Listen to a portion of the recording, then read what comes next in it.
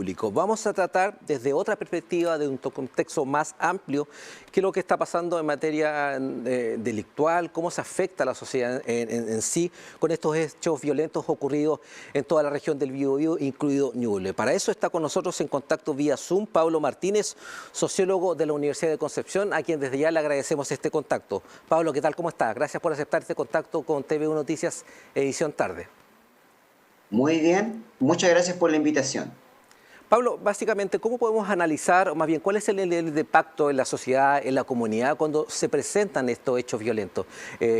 ¿Cómo podemos evaluarlos o analizarlos? En la comunidad es un efecto dramático, porque se vive de una manera muy angustiosa, incluso también de una manera ansiosa, debido a que se pierde la certeza que en definitiva es lo que aúna el convivir entre todos los seres humanos. Una sociedad, un país, por ejemplo, se funda en que los seres humanos, debido a que tienen confianza unos a otros, deciden vivir en conjunto. Si se pierde la confianza, el vivir en conjunto se vuelve una experiencia no agradable, todo lo contrario, desagradable. ¿Por qué se pierde la confianza? Ese es el punto que uno se pregunta, ¿por qué se pierde? Y la respuesta es relativamente sabida, porque la confianza se basa en el respeto para todos por igual y de la misma manera en las leyes que de alguna manera regulan y circunscriben nuestra libertad individual.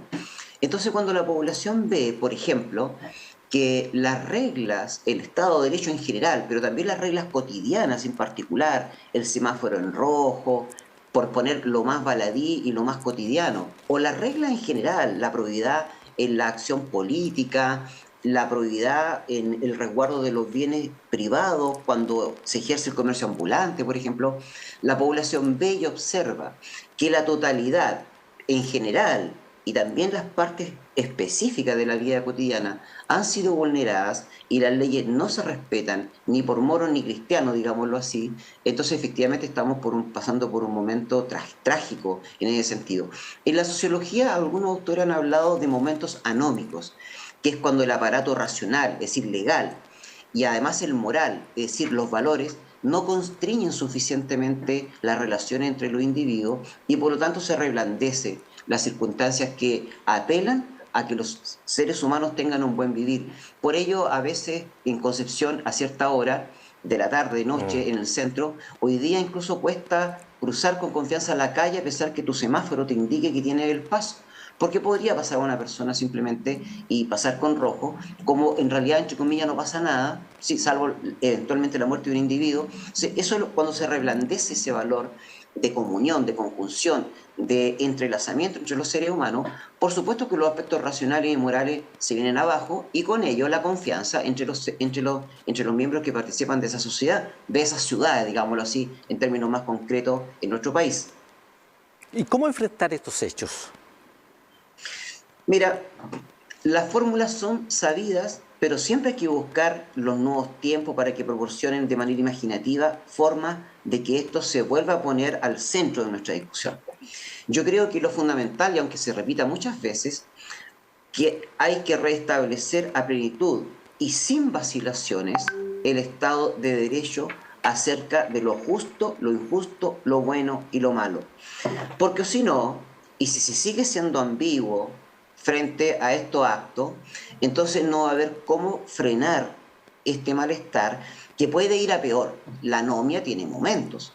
Este es un momento mediano ya, porque el principio de anomia es cuando la gente anda media depresiva, pero por motivos intrínsecos, ¿me entiendes? La gente tiene sus problemas, está endeudada, etcétera, se le muere un familiar, se separa. Hay anomia cuando la persona intrínsecamente se siente molesta consigo mismo. Eso, por supuesto, afecta a tu familia, a tu vecino, a tu mamá, a tu papá. Pero luego pasamos a un segundo momento, que es cuando la anomia se vuelve una conducta, un comportamiento social. Es decir, cuando ya la persona, deprimida o no, va hacia el mundo público, va hacia el espacio público y comete actos que son razonablemente y moralmente simplemente dudosos o derechamente vulneran la ley. Pero puede haber un tercer momento, que es cuando esto se termina por solucionar, digámoslo así, a las bofetadas nomás. Y eso va desde lo que se ha aumentado, que es la pelea callejera que ha aumentado, hasta ya la pelea generalizada. Por eso que es delicado. Ahora, restablecer el Estado de Derecho significa en toda la cadena de mando, en los colegios, en la calle, entre los políticos y la probidad administrativa, que dejan mucho que desear, ¿no es cierto? Es decir, restablecer un pacto significa establecer un contrato donde estas cosas no se van a permitir. Y para eso, tiene que marcar la pauta la autoridad.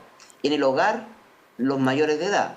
En el país, por supuesto, en un régimen como el nuestro, el presidente de la República y todo el aparataje de ministros que se tiene que poner al servicio de la nación y no al revés, para solucionar estos problemas que, como ya hemos visto, van increciendo hasta el punto de volverse dramático y trágico para la población en sí. ¿Qué posición tienen o toman los referentes de todo tipo para aportar o bien, en definitiva, seguir incrementando estos sentimientos, esta desconfianza, esta sensación de inseguridad que día a día mucha gente vive? Toda la parte de los referentes políticos y de otro tipo son muy importantes porque ellos como referentes y como rostro que de alguna manera aunan voluntades populares, masivas, la posición que ellos tengan va a decidir también mucho de la expectativa que las poblaciones recepcionan sobre lo que hay que hacer y lo que no hay que hacer. Pero eso es una parte, déjame decir, porque a veces los referentes se pueden equivocar y por lo tanto la gente puede recibir un mensaje equivocado. Aquí el imperio de la ley se restablece como se restableció y moderando y cambiando lo que haya que cambiar, el terremoto del año 2010. Yo vivo en el centro de Concepción y ya desbocada digámoslo así, los actos vandálicos, saqueos, quemar algunos edificios corporativos y cosas así, me refiero al terremoto del año 2010, cuando apareció por primera vez la fuerza pública, que no era esta fuerza pública en términos digamos, del apertrechamiento y de la voluntad política que había para respaldarlo, yo conversé con un carabinero y él dijo y me dijo una palabra muy sabia, me dijo en este sentido, es que la labor del Estado, me dijo, se tiene que notar.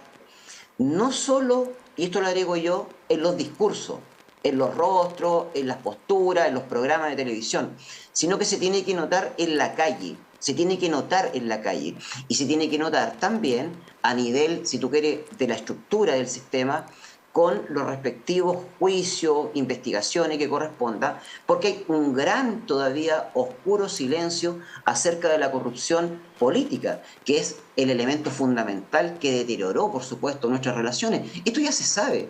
Atenas, la democracia cuando nace, se pierde por la corrupción de la política, de los políticos. Por lo tanto, aquí hay muchas zonas oscuras y grises que tienen que ser parte, ¿no es cierto?, del trato, del nuevo contrato que Chile necesita experimentar para restablecer el orden. Porque si no, la gente simplemente no va a creer, no va a creer, porque va a sentir que hay algunos delitos que son los graves, los más graves de todos, que faltar a la fe pública, de cuello y corbata, que pasan inadvertidos o que si pasan advertidos finalmente no ocurre nada. Entonces, esa sensación de impunidad, que ya no solamente los delitos de cuello y corbata, sino aquellos que no lo son, que también son delitos, ¿no? Y que a veces son más graves porque ponen en riesgo la vida, simplemente caen en una zona ambigua de que podría pasar algo, pero no podría pasar nada, o que si va a pasar algo, va a ser que las personas van a ser relegadas a un resort en Viña del Mar y es todo para la risa. Entonces, claro, se pierde la confianza porque la confianza no se basa en relaciones ambiguas. Precisamente la ambigüedad rompe la confianza que hay entre los seres humanos. Entonces, restablecer la confianza significa una autoridad que restablezca el Estado de Derecho como corresponde. Así que no se trata de aquí que hay un abuso sobre lo que está ocurriendo, sino que se tenga que cumplir lo que corresponde según las leyes. Y en términos cotidianos, que los referentes en los colegios, en la familia, ¿no es cierto?, en los centros deportivos, también tengan algo que decir, porque esto también se juega en la vida cotidiana. Por supuesto, no es lo mismo la gran corrupción política, que es terrible, que la persona que cruza un semáforo con rojo, pero ambas son vulneraciones que rompen la confianza y el pacto que tenemos entre los ciudadanos. Estos procesos sociológicos de afectación directa en la sociedad son procesos que están viviendo solo los países latinoamericanos. ¿Qué dice la experiencia europea? Que de repente muchos apuntan hacia allá, pero en el día a día, con esta globalización, nos enteramos de hechos que muy similares a lo que ocurren acá. ¿Qué pasa en ese sentido? ¿Qué análisis se puede hacer desde la expertise? Lo que pasa que es una pregunta muy interesante, una pregunta compleja en el sentido de que es muy amplia, pero yo déjame darte algunos brochazos más de algunos fenómenos que están afectando esto que uno lo ve. Siempre ha sido muy destabilizador los movimientos migratorios. Eso es la historia de la humanidad. De hecho, si tú te fijas, la revolución neolítica, que esto es el albor de la humanidad, consistió en que el hombre nómade se volvió sedentario. Es decir, que ocurrió una modificación radical en el estilo de vida de cómo los seres humanos habitan el planeta. Piensa en el siguiente dato que te voy a dar. Entre 1875 y 1885 migró un 35% de la población rural a las ciudades, porque se pasó del 5% urbano al 40%. Eso provocó la revolución y la crisis más grande en la historia nacional, que terminó con la crisis social que refundó la República. Entonces, déjame decir que un problema álgido es la migración. Con esto, por supuesto, ¿qué vamos a decir nosotros si somos casi todos migrantes?